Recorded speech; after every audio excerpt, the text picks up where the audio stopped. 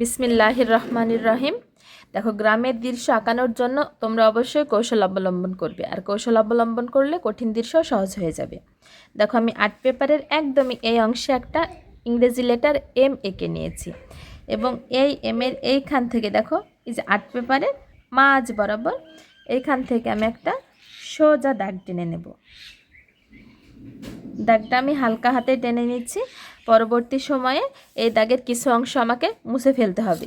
তার আগে দেখো, এই এম দিয়ে আমি কৌশলে কিভাবে ঘর আঁকাই। এই মাথায় থেকে একটা সোজা দাগ টানতে হবে, এবং এই যে দাগটা দেখতে পাচ্ছ এটার মতন এপাশে একটা বাঁকা দাগ টানবো। এই দুটো দাগ মিলিয়ে দেব। এই ঘরের একটা চালা তৈরি হলো। আর এই যে দাগটা দেখতে পাচ্ছ এটাকে আমরা ডাবল করে দেব। একইভাবে এই দাগটাকে এটার মতন ডাবল করে দেব, এবং এই দাগটাকে এই পর্যন্ত সোজাভাবে টেনে দেব। একটা ঘরের চালা তৈরি হলো, আর একটা ঘরের চালা তৈরি হলো। এখন এইখান থেকে আমরা মোট খুঁটি বের করব। দেখো, এই যে এই মাঝের খুঁটিটা তোমরা অবশ্যই বড় করবে। মাঝের খুঁটি বড় না করলে ঘরের শেপ মানাবে না। আর এই পাশে একটা খুঁটি আঁকাবো, তবে এটার চাইতে দেখো এটা একটু ছোট করেছি। এটার সমানই এই পাশে আমি আরও একটা খুঁটি আঁকাবো। দেখো, এটা আর এটা আমি এক সমান করেছি। এখন এই দুটো আমি মিলিয়ে দেব। এখানে স্কেল ব্যবহার করলাম যাতে দাগটা একটু সোজাভাবে টানা যায়। তোমরা ফ্রি হ্যান্ডেও আঁকতে পারো। সুন্দর একটা ঘর তৈরি হলো। একইভাবে এই ঘরটাকে আমরা এঁকে ফেলবো। দেখো, এখানে একটা দাগ টানবো, খুঁটি এক কথা এটা, এখানে আরও একটা খুঁটি আঁকাবো। দেখো, এই খুঁটিটা আর এই খুঁটিটা একসাথে মিলিয়ে দেব, এবং এই যে এই ঘরের সাথে এপাশে আমি বাঁকা করে এখানে একটা দাগ টেনে দিলাম। দেখো, মনে হচ্ছে পাশাপাশি দুইটা ঘর দাঁড়িয়ে রয়েছে। এই ঘরের এখন জানালা দরজা আঁকানোর পালা। তার আগে চলো দৃশ্যের ডিটেলস এঁকে নিই, পরে আমরা জানালা দরজা এঁকে দেব। এই ঘরের পিছনে আমরা একটা বড় গাছ আঁকাবো। এটাও কৌশল অবলম্বন করে আঁকাবো। এই জন্য দেখো একটা ভি এঁকে নিলাম, ইংরেজি লেটার ভি। এম থেকে তৈরি হলো দুইটা ঘর, ভি থেকে তৈরি হবে বড় একটা গাছ। এই ভিয়ের এই পাশ থেকে একটা বাঁকা করে দাগ, এ পাশ থেকে বাঁকা করে আরও একটা দাগ। এই ডালে একটা ছোট হাতের ডাব্লিউ, এই ডালে একটা ছোট হাতের ডাব্লিউ। এরপরে এই গাছটা আমরা যতটা বড় করতে চাই ঠিক ততটা পরিমাণ আমরা একটা রাউন্ড দিয়ে নেব। আমি এই পরিমাণ গাছটাকে বিস্তৃতি করব। এরপরে দেখো, এই যে ঢেউ কেটে গাছটার শেপটা দিয়ে নেব। মনোযোগ দিয়ে দেখো, ইনশাল্লাহ শিখতে পারবে। এখন আমি এই যে দাগটা টেনেছিলাম প্রথমে, এটাকে মুছে ফেলবো রাবার দিয়ে।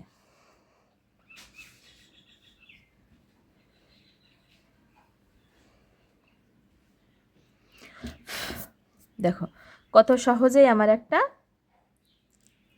গাছ তৈরি হলো। এই দাগগুলা মুছে গেছে, তাই আমি আরেকটু গাঢ় করে দিচ্ছি।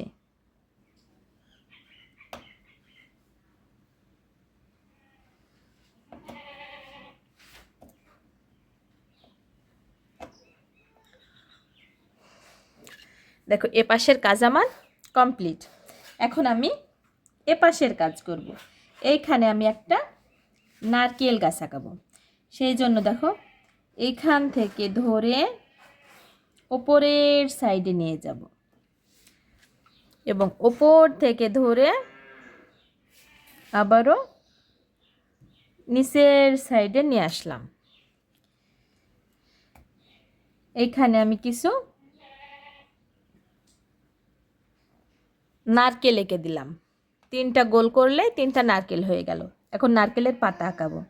দেখো, এ পাশে একটা বাঁকা দাগ, এ পাশে একটা বাঁকা দাগ, এ পাশে একটা বাঁকা দাগ, এ পাশে আরও একটা বাঁকা দাগ, এ পাশে একটা দাগ, এ পাশে একটা দাগ এবং মাঝখানে একটা বাঁকা দাগ।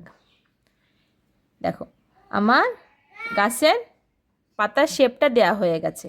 এখন আমি গাছের পাতাগুলো কিভাবে আঁকবো দেখো, এখান থেকে ধরে জিগজ্যাগ জিগজ্যাগ করে এই যে আগাতে লাগিয়ে দিলাম, আবারও এখান থেকে ধরে দেখো জিগজ্যাগ জিগজ্যাগ করে লাগিয়ে দিলাম। এভাবেই তোমরা মনোযোগ দিয়ে যদি তো দেখো ইনশাল্লাহ শিখতে পারবে।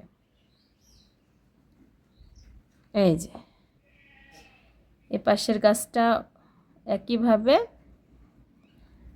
মাঝে আমি দুপাশটাই করে দিচ্ছি। দেখো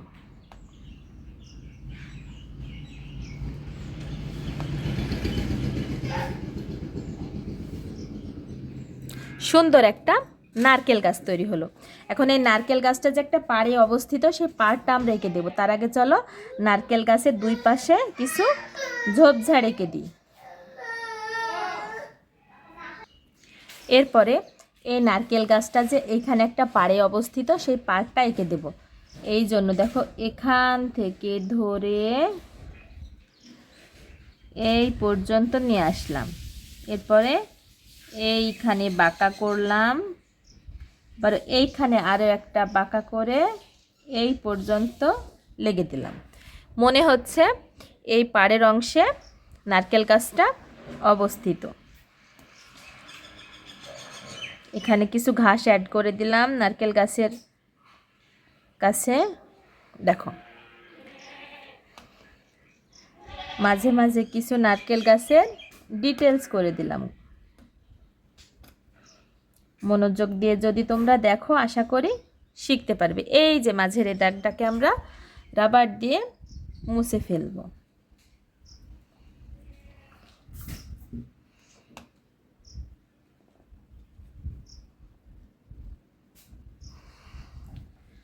দেখো এপাশের কাজও আমাদের প্রায় কমপ্লিট, এপাশের কাজও প্রায় কমপ্লিট।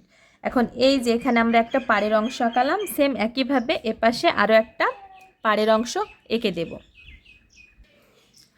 এরপরে এই ঘরের এইখান থেকে ধরে দেখো বাঁকা করব এই পাশে, এখানে আবারও এখানে একটা বাঁকা করব, আবারও এখানে একটু বাঁকা করে সোজা টেনে, আবারও এখানে একটু বাঁকা করে এপাশে আর একটা বাঁকা করে এই যে লাগিয়ে দিলাম।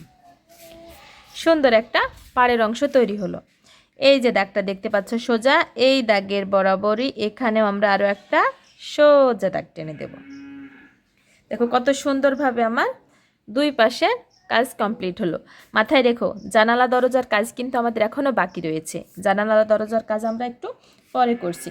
তার আগে চলো এইখানে আমরা দুইটা পাহাড় এঁকে দেব। পাহাড় যদি তোমরা না আঁকাতে চাও তাহলে সমস্যা নেই, চলো দূরের গাছপালা এঁকে দিই। এই জন্য দেখো ছোট বড় রাউন্ড করবে। দেখো এখান থেকে শিখিয়ে দিই, চলো এই যে ছোট বড়, আবারও তিনটা ছোট করলাম, একটা বড় করলাম, আবারও দুইটা ছোট একটা বড়, এভাবে একটা ছোট তো একটা বড়, এভাবে দিলে দূরের গাছপালাটা হয়ে যায়। দেখো দূরের গাছপালা টাকানো আমার কমপ্লিট হয়ে গেল। এই দূরের গাছপালার যদি তোমরা চাও দুইটা পাহাড় এঁকে দেব,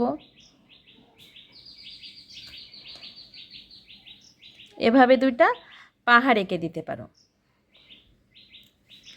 আর যদি মনে করো যে না পাহাড় আঁকাবো না, তাহলে এই পাহাড়টাকে মুছে ফেলতে পারো। যেহেতু আমি দৃশ্যটা আঁকাতে সহজ করে আঁকাতে চাচ্ছি, এই জন্য দেখো রাবার দিয়ে পাহাড়টা মুছে ফেললাম। যারা পাহাড় আঁকাতে চাও তারা ওইভাবে পিছন পানে পাহাড় দুটো এঁকে দেবে। দেখো আমি এইখানে একটা সূর্য আঁকাবো। সূর্য আঁকানোর জন্য দেখো অর্ধেক বৃত্ত করলাম, সূর্যটা আমি বড়ই করলাম, এটা হচ্ছে বিকেলের সূর্য। এরপরে দেখো একটা দাগ ছোট একটা বড়, একটা ছোট একটা বড়, এভাবে সূর্যের রশ্মি টাকতে হয়। দেখো সূর্য টাকানো কমপ্লিট হয়ে গেল। এইখানে চলো আমরা কিছু ঘাসের ঝোপ এঁকে দিই। এপাশে একটা চিকন দাগ, এপাশে একটা চিকন,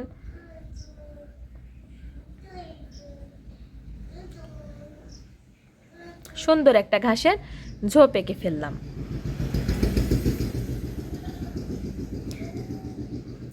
এরপরে এখানে পানির ডিটেলস এঁকে দিই। চলো,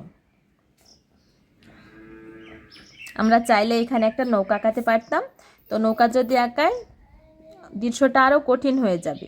ছোটরা যারা আছো তোমরা তোমরা এতটা মনে রাখতে পারবে না বা তোমাদের অসুবিধা হবে, তাই অন্য কোনো দৃশ্যে আমি নৌকাটা এঁকে দেব। তো তোমরা কে কোথায় থেকে আমার এই ভিডিওটা দেখছো অবশ্যই কমেন্টে জানিও। আমি বাংলাদেশের মেহেরপুর জেলায় থেকে, আমার নাম হাসনা বানু। তোমরা কোথায়, কোন জেলায় থেকে, কোন দেশ থেকে আমার এই ভিডিওটা দেখছো অবশ্যই কমেন্টে জানিও। তোমরা একটা কমেন্ট করলে ভীষণ ভালো লাগে, আরও ইন্সপিরেশন পাই আমি ভিডিও বানানোর জন্য। দেখো আমি পানির ডিটেলসটাও এঁকে ফেললাম কথার তালে তালে। তো চলো, সবই কমপ্লিট হলো। এখন আমাদের জানালা এবং দরজা বাকি আছে। জানালা এবং দরজাটা এঁকে ফেলি। এরপরে রং করার পরে আমার দৃশ্যটা যে কেমন হয় সেটাও তোমাদের দেখিয়ে দেব।